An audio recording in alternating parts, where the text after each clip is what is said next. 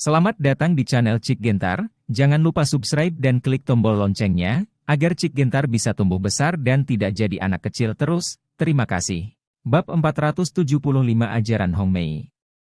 Kakak Bastian. Wang Miao Miao menatap Daniel Bastian, matanya berkedip, dan ada rasa malu yang kuat di matanya. Dia tidak bisa mendengarkannya sekarang, dan merasa panas di sekujur tubuhnya, jadi dia berlari ke kamar mandi untuk bergegas mandi dan tenang. "Yah, aku akan kembali dulu." Daniel Bastian sedikit malu dan tidak tahu harus berkata apa, jadi dia langsung pergi dari sini. Wang Miao Miao memperhatikan Daniel Bastian pergi, melirik ke kamar Hong Mei, dan masuk secara tidak sengaja. "Nona Hong, apakah Anda baik-baik saja?" Wang Miao Miao memandang Hong Mei yang berbaring di tempat tidur dengan mata terpejam dan tidak bisa menahan tangis. "Gadis, bagaimana kabarmu?" "Aku tidak tahan, jadi aku pergi mandi." Hong Mei membuka matanya, menatap Wang Miao Miao dan sedikit tersenyum. Wajah Wang Miao Miao langsung memerah, dan dia terlihat sangat pemalu. "Saudari Hong, suaramu terlalu keras." Wang Miao Miao menunduk dan berbicara dengan suara rendah. "Semakin keras seorang wanita menggonggong, semakin bahagia dia, dan kamu akan melakukan hal yang sama ketika saatnya tiba." Hong Mei berkata dengan lembut. "Benarkah?" Wang Miao Miao tampak sedikit bingung. "Ini dengan saudaramu Xiao?" Hong Mei tiba-tiba berbicara. Wang Miao Miao langsung berubah, matanya bingung, dan dia dengan cepat berkata, "Tidak, Nona Hong, jangan salah paham." "Apa yang saya salah paham?" "Saya bukan tunangannya yang sebenarnya. Bahkan jika Anda memiliki pemikiran seperti itu, saya tidak memenuhi syarat untuk mengatakan apapun." Hong Mei tersenyum, membelai rambut di dahinya, dan berkata dengan genit, "Aku bisa melihat bahwa perasaanmu padanya tidak biasa." "Saya..." Miao Miao bingung dan tidak tahu bagaimana berbicara. "Jika kamu benar-benar memiliki pikiran dan perasaan untuknya, atau jika kamu tidak keberatan dengan keadaanku, mungkin kamu bisa mencobanya, tetapi jika kamu tidak dapat menerima keadaanku, maka lupakan perasaan ini atau kubur jauh di dalam hatimu, jika tidak, Anda hanya akan merasakan sakit, bukan kebahagiaan." Hong Mei mengajar dengan lembut. Mendengarkan ajaran Hong Mei, Wang Miao Miao seperti murid yang patuh, dengan berbagai pikiran rumit bermunculan di hatinya, dan pikiran mengalir di benaknya. Mengenai ini, Daniel Bastian tentu saja tidak tahu, dia sudah kembali ke villa di Taman Haitang. "Kakak ipar, kenapa kamu kembali? Kita hampir mati kelaparan, cepat dan masak." Melihat Daniel Bastian kembali, Ye Tiashi cemberut dengan cepat dan berkata, "Apakah kalian semua berencana menungguku kembali untuk memasak di masa depan?" Daniel Bastian tersenyum kecut. "Tentu saja, kakak ipar, makanan yang kamu masak lebih baik daripada makanan yang bisa dibawa pulang. Tentu saja, kami ingin makan makananmu, tetapi jika kamu kembali begitu larut, kamu akan menjemput perempuan lagi." Ye Tiashi memandang Daniel Bastian sambil tersenyum. Daniel Bastian menegang, dan dia berkata dengan tenang, "Jangan bicara omong kosong." "Apakah itu?" Ye Tiashi datang, matanya yang besar menatap Daniel Bastian kiri dan kanan. Daniel Bastian diam-diam berkata, "Untungnya, Tuan Muda telah bersiap terlebih dahulu dan membersihkan semua jejak." Insiden lipstik di mulutnya terjadi hari itu, Daniel Bastian menjadi sangat berhati-hati. "Oke, aku akan memasak, apakah kamu tidak lapar?" Daniel Bastian melambaikan tangannya dan berjalan menuju dapur. Rizka Yeti dan Tang Shengi sedang duduk di kedua ujung sofa, yang pertama sedang membaca buku, dan yang terakhir masih bermain dengan cerpelai petir. "Nona Tang, berapa lama Anda berencana untuk tinggal di sini?" Rizka Yeti memandang Tang Shengi dan tiba-tiba berkata, "Aku juga tidak tahu." Tang Shengi cemberut. "Kamu tidak berniat untuk tinggal di sini, kan? Atau kamu punya rencana untuk saudara iparku?" Ye Tiashi menatap Tang Shengi. "Jangan khawatir, aku akan pergi setelah beberapa saat." Adapun Daniel Bastian, aku tidak memikirkannya, jangan khawatir, dan bahkan jika aku memikirkannya, kamu tidak bisa menghentikanku. Tang Shengi tersenyum. "Anda..." Yeti Yashi terlihat kesal, tapi Rizka Yeti terlihat acuh tak acuh, tanpa amarah. 10 menit kemudian, Daniel Bastian memasak makanan, dan seorang pria dan 3 wanita duduk bersama. Sayang, izinkan saya memberitahu Anda, saya mungkin harus pergi besok, dan saya pikir saya akan kembali lusa. Daniel Bastian menatap Rizka Yeti dan tiba-tiba berkata, apakah kamu akan pergi ke sana lagi? Rizka Yeti memandang Daniel Bastian. Pergi dan lakukan sesuatu, jangan khawatir. Aku akan membiarkan seseorang diam-diam melindungimu dan villa ini, dan kamu tidak akan dirugikan. Kata Daniel. Baiklah. Rizka Yeti tidak banyak bicara. Nona Tang, kamu bisa pergi denganku besok, aku butuh bantuanmu. Daniel Bastian menatap Tang Shengyi dan tiba-tiba berkata. Apa? Kakak ipar, kamu ingin membawa wanita ini bersamamu. Kamu tidak berencana mengajaknya kencan secara diam-diam, kan? Kata Yeti Yashi sambil menggertak. Rizka Yeti juga sedikit mengernyit. Apa yang kalian semua pikirkan? Sangat berguna bagiku untuk mengambil Mistang. Aku butuh bantuannya. Jika kita benar-benar berkencan, apakah aku akan mengatakan itu? Orang bilang payudaranya besar. Tidak ada otak, kamu gadis tidak punya payudara dan tidak punya otak. Daniel Bastian menusuk kepala Yeti Yashi dengan jarinya. Aduh, ipar, jangan sakiti harga diri orang lain, oke? Bukannya aku tidak punya, hanya saja aku punya beberapa yang tidak jelas. Yeti Yashi mengatupkan mulutnya dan bersenandung. Istriku, kamu harus percaya padaku. Daniel Bastian menatap Rizka Yeti. Jika kamu berani melakukan sesuatu, Rizka Yeti memandang Daniel Bastian dan hanya bersenandung pelan, tapi itu membuat Daniel Bastian merasakan hawa dingin di sekujur tubuhnya. Apa yang kamu ingin aku lakukan? Daniel Bastian dengan rasa ingin tahu. Bukankah kamu tidak punya apa-apa untuk dilakukan? Kamu akan tahu kapan kamu pergi, dan semuanya akan siap membantuku. Daniel Bastian berkata dengan ringan. Dan alasan mengapa Daniel Bastian ingin Tang Shengyi pergi adalah karena kekuatannya yang besar, dia ingin mencari pembantu. Dikatakan Mo Shuqian hari ini beritahu dia bahwa ketika dia pergi ke Gunung Tianlong besok, pasti ada ahli misterius yang bergabung dengannya, bahkan kekuatan di belakang keluarga Mo. Daniel Bastian telah menemukan bahwa ada kekuatan yang tersembunyi di balik keluarga Mo, dan mungkin untuk kekuatan inilah keluarga Mo mencari cakram Blue Stone. Jadi besok, penguasa kekuatan mereka pasti akan muncul. Daniel Bastian hanya kuat di alam gangki, dan kekuatannya lemah. Secara alami, dia perlu mencari pembantu. Dan Tang Shengyi ini, apakah itu Ming petir di lengannya atau dirinya sendiri, sangat kuat, jadi dia ingin pergi ke Gunung Tianlong bersama Tang Shengyi. Setelah makan dan mengepak semuanya, Daniel Bastian kembali ke kamarnya dan mulai berlatih Jue Tubuh Hegemoni Bintang 9 dan Jue Kontrol Laiyan Huo. Sambil meningkatkan kekuatannya, dia mengendalikan lebih banyak api Qian. Hari baru akan segera tiba, Daniel Bastian bangun dari latihannya, matanya bersinar cerah. Tinjunya terkepal erat, dan terdengar suara berderak dari seluruh tubuh, dan terdengar suara keras di tulang seluruh tubuh, memancarkan nafas yang kuat. Sekarang dunia Daniel Bastian belum menembus, tubuhnya semakin kuat, dan dia menjadi lebih mahir dalam seni mengendalikan api, mungkin tidak lama lagi dia bisa mengendalikan api dan mulai pertama kali. Dalam hidupnya alkimia. Bab 476 Keberangkatan. Setelah merapikan dan keluar kamar, Rizka Yeti sudah pergi bekerja, Yeti Yashi juga pergi ke sekolah, hanya tersisa Tang Shengyi. Apa yang akan kamu lakukan hari ini? Tang Shengyi memandang Daniel Bastian dan bertanya dengan rasa ingin tahu lagi. Petualangan. Daniel Bastian sedikit tersenyum.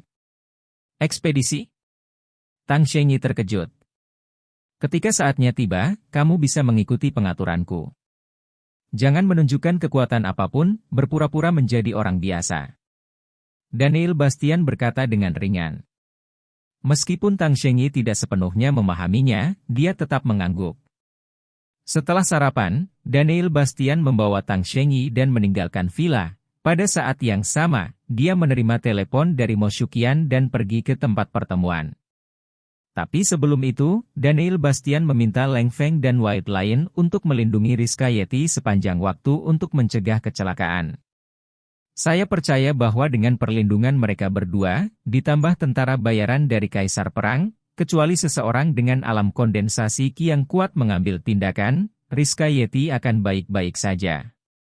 Mengemudi ke jalan raya di Tianhai, Daniel Bastian melihat sebuah mobil bisnis Buick, Mo Shuqian berdiri di samping, dan ada 5 pria berbaju hitam duduk di dalam mobil ini, salah satunya memiliki memar di wajahnya dengan topeng emas.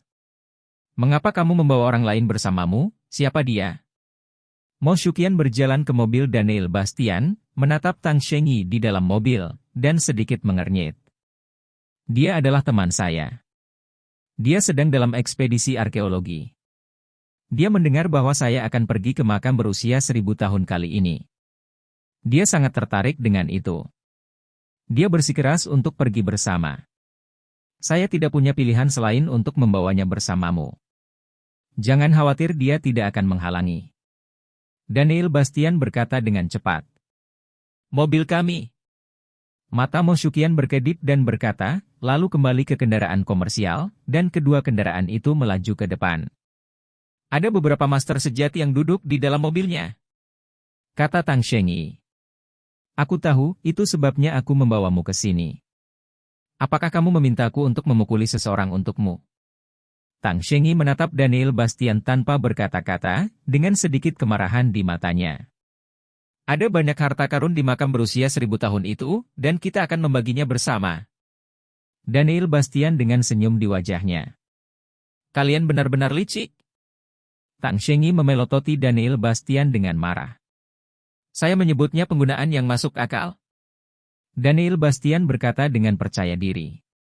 Pada saat yang sama ketika Daniel Bastian pergi dari Tianhai, di kantor Yang Huaimin di grup Yang Hao bergegas masuk. "Apa yang terjadi?" Yang Huaimin sedang melihat sebuah dokumen, dan terkejut saat melihat Yang Hao tiba-tiba menerobos masuk. "Ayah, seseorang baru saja melaporkan bahwa Daniel Bastian entah bagaimana pergi dari Tianhai," kata Yang Hao langsung. "Benar-benar hebat." Yang Huaimin tiba-tiba berdiri, dengan senyum gembira di wajahnya. "Beritahu Minglui, kami akan mulai beraksi malam ini." Mata Yang Huaimin berkedip dingin. "Dimengerti, besok, Rizka Yeti akan kehilangan segalanya. Saat itu, grup Yeti akan menjadi milik keluarga yang kita." Yang Hao tersenyum dingin. "Aku sudah lama menunggu hari ini." Yang Huaimin berkata dengan dingin. Songming di grup Yeti, Hu Minglui masuk. "Direktur Hu, kenapa kamu ada di sini?" Songming Yeti memperhatikan Hu Minglui bangun dan berkata. "Tuan Yeti, saya baru saja mendapat kabar bahwa Daniel Bastian telah meninggalkan Tianhai. Sekarang adalah kesempatan yang baik bagi kita untuk bergerak. Kita bisa mulai beraksi hari ini." Hu Minglui berkata dengan suara yang dalam. "Apakah tidak apa melakukan ini?" Songming Yeti sedikit mengernyit, berpikir. "Tuan Yeti, jangan khawatir, tidak akan terjadi apa-apa. Apakah Anda tidak ingin mengendalikan keluarga Yeti ini?" Hu Minglui menatap Songming Yeti. "Tentu saja aku memikirkannya, oke, ayo lakukan." Cahaya dingin melintas di mata Songming Yeti, dan dia setuju. Provinsi Jiang, Nanning. Ada sebuah bangunan setinggi beberapa ratus meter, yang merupakan markas grup Black Hawk. Saat ini, sesosok muncul di sini. Sosok ini mengenakan jubah hitam, dan topi menutupi separuh wajahnya. "Siapa kamu?" Ini sampai di gerbang gedung, dihentikan oleh Satpam. "Saya sedang mencari ketua Anda." Itu berteriak dengan acuh tak acuh. "Mau ketemu ketua kita? Kamu pikir kamu ini kepala negara siapa? Keluar, keluar, keluar." Kedua satpam itu langsung berbicara dengan jijik. "Bang bang." Berjubah hitam itu mengayunkan tangannya dengan keras, menjatuhkan kedua satpam itu ke tanah, dan langsung menyerbu. Tak lama kemudian sekelompok satpam di gedung Black Hawk Group bergegas menuju pria berjubah hitam tersebut, akibatnya semua satpam yang terlatih dengan mudah dirobohkan oleh pihak lain. Itu berjuang sepanjang jalan, dan setiap orang yang menghalangi jalannya dirobohkan. Tuan, bolehkah saya bertanya apa yang Anda butuhkan? Saya bisa mengatakan apa saja. Akhirnya, wakil presiden grup Black Hawk muncul di depan pria berjubah hitam itu, sedikit gemetar, dengan ekspresi gugup di wajahnya. Saya sedang mencari ketua Anda. Maaf, ketua kami jarang datang ke perusahaan. Bolehkah saya bertanya mengapa Anda mencarinya? Wakil presiden berbicara. Katakan padanya Disa, aku akan menunggunya di sini, dan dia akan datang dengan sendirinya. Pria berjubah hitam itu mendengus dingin. 10 menit kemudian, di ruangan grup Black Hawk, pria berjubah hitam sedang duduk di sini. Seorang pria paruh baya dengan gaun hitam dengan wajah muram dan mata dingin masuk itu adalah Feng Yan. Di belakang Feng Yan ada dua pria dengan celana ketat hitam, dengan mata tajam dan aura menakutkan menembus tubuh mereka. Siapa kamu? Feng Yan masuk. Dia menatap pria berjubah hitam itu, berteriak dengan acuh tak acuh, matanya memancarkan rasa dingin, dan paksaan tak terlihat dilepaskan dari tubuhnya, paksaan ini penuh dengan aura haus darah. Membuka kancing jubah hitamnya, memperlihatkan wajah pria paruh baya, dan dia adalah adik laki-laki Zuo King, Zuo Mu. Siapa kamu? Feng Yan menatap Zuo Mu, dan berkata dengan sedikit cemberut. Feng Yan, aku sudah tidak melihatmu selama lebih dari 10 tahun, apakah kamu tidak mengenaliku, Zuo Mu? Berkata dengan tenang, matanya bersinar terang, dan dia memperhatikan Feng Yan. Kamu adalah putra kedua Zuo Hufa, Zuo Mu. Murid Feng Yan menyusut, dan ekspresi kaget melintas di matanya, menatap Zuo Mu. Itu benar, ini aku. Zuo Mu mengangguk. Feng Yan berkedip, dia menatap Zuo Mu dan berkata, bagaimana kamu tahu identitasku? Tentu saja Tuan Muda memberitahu kita. Zuo Mu tersenyum. Xiu Haojie. Wajah Feng Yan sangat jelek, dengan tatapan tegas di matanya, dia mengucapkan 3 kata ini dengan dingin. Itu benar, itu dia. Zuo Mu mengangguk. Bab 477 tiba di Gunung Tianlong. Dia akan berdamai denganmu. Feng Yan berkata dengan acuh tak acuh. Benar, seorang pemuda membawanya untuk menemukan saya dan kakak laki-laki saya kemarin, dan dia memberitahu kakak laki-laki saya segalanya tentang Anda. Zuo Mu berbicara. Feng Yan berkedip dan dia menatap Zuo Mu. Lalu mengapa kamu di sini dan masih memberitahuku hal-hal ini? Aku tahu kamu ingin mengumpulkan 4 token Shura, membuka gua Shura, dan melihat harta apa yang ada di dalamnya. Sebenarnya, inilah yang ingin aku lakukan. Zuo Mu meludah dengan tatapan muram di matanya. Ambisimu tidak kecil, kamu ingin bekerja sama dengan kami. Sebenarnya, aku hanya ingin melihat apa yang ada di Gua Asura yang telah dijaga oleh gerbang Asura selama beberapa generasi. Aku tidak akan bersaing denganmu untuk apa yang ada di dalamnya. Zuo Mu membuka mulutnya dan berkata, saya percaya bahwa tujuan Anda tidak terbatas pada ini. Feng Yan berjalan ke samping dan duduk. Aku akan membantumu mendapatkan Xiu Haojie dan Shura Token, dan kamu membantuku menyingkirkan kakak laki-lakiku. Zuo Mu meludah dengan dingin, sorot tajam di matanya menghilang. Kamu cukup kejam untuk ingin membunuh kakak laki-lakimu. Feng Yan memandang Zuo Mu dengan heran. Orang-orang bukan untuk diri mereka sendiri, dan langit dan bumi dihancurkan. Dia tidak menganggap serius adik laki-lakiku. Tentu saja, aku tidak membutuhkan dia untuk menjadi kakak laki-lakiku. Zuo Mu meludah dengan jijik. Tidak terlalu sulit untuk menyingkirkan Zuo King, itu hanya ayahmu, pelindung Zuo. Ayah saya terluka parah sejak Perang Dunia Pertama. Dia belum pulih dan mundur sampai sekarang. Diperkirakan dia hampir sekarat. Tidak ada yang perlu dikhawatirkan. Saya yakin Anda harus bisa menghadapinya. Zuo Mu, matanya beralih ke Feng Yan. Sepertinya kamu sudah memikirkan segalanya. Senyum lucu di sudut mulut Feng Yan. Bagaimana, Feng Yan? Apakah kamu setuju dengan kerjasama ini? Zuo Mu langsung menatap Feng Yan. Sebenarnya, setelah Anda mengatakan begitu banyak, saya tidak perlu bekerja sama dengan Anda untuk mendapatkan Shura Token dan Xiu Haojie, tapi saya hanya menyukai orang seperti ini, dan saya masih sangat bersedia bekerja sama dengan Anda, bekerja sama. Feng Yan dengan senyum di wajahnya.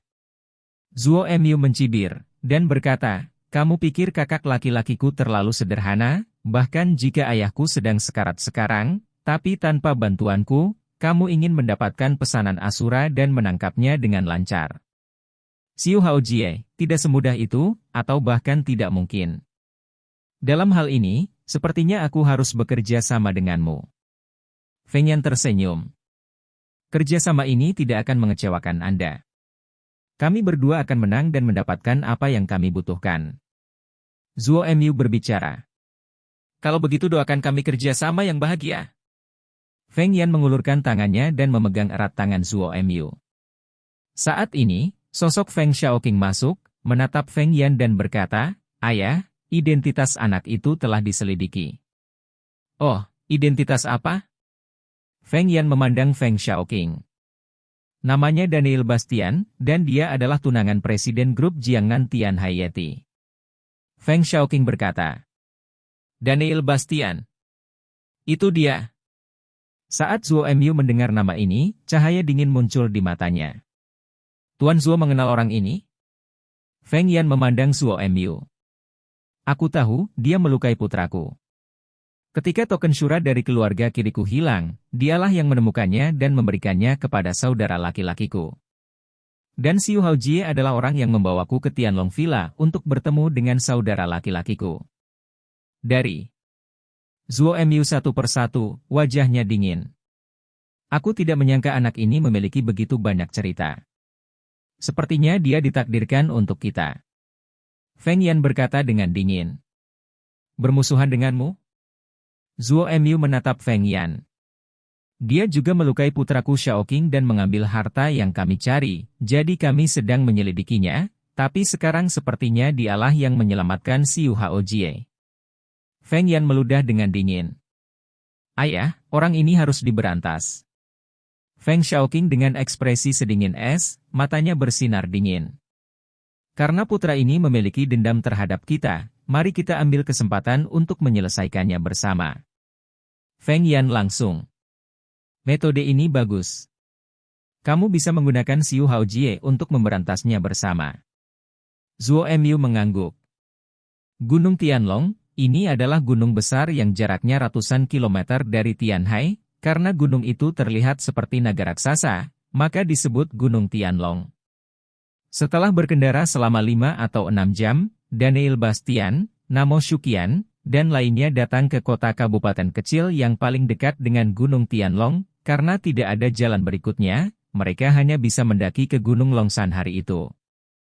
Dan kelima pria di dalam buik, berpakaian hitam, dengan wajah acuh tak acuh dan mata tajam dan dingin, akhirnya turun.